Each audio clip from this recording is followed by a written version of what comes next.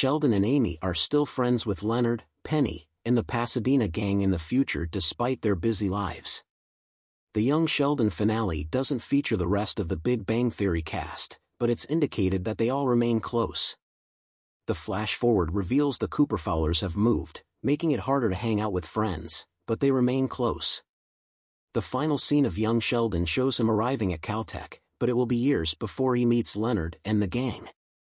The young Sheldon finale features adult Sheldon and Amy in a flash-forward, making it more curious where the rest of the Big Bang Theory cast is.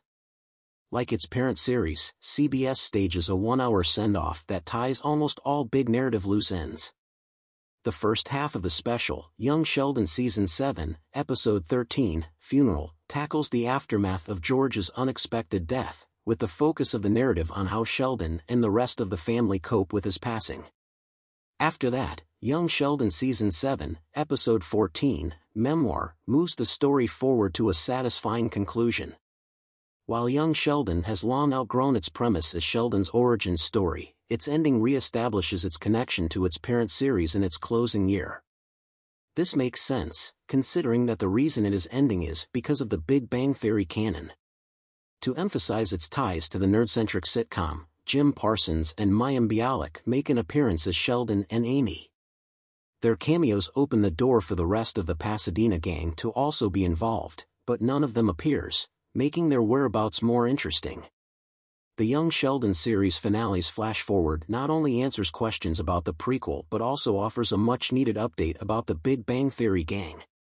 Since the sequence is set more than a decade since they won the Nobel Prize in Physics, much has changed for the couple. For starters, they have moved out of apartment 4B and now has at least 2 kids. This likely makes it trickier to hang out with their friends as frequently as they want to. The great news is that, despite that, they remain friends with the Pasadena gang. Sheldon name-drops Penny babysitting their unnamed daughter, which means that she and Leonard come around quite often.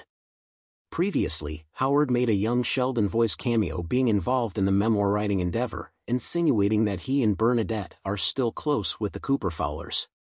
Raj is the only person unaccounted for in Young Sheldon, but it's safe to say that he is still a good friend.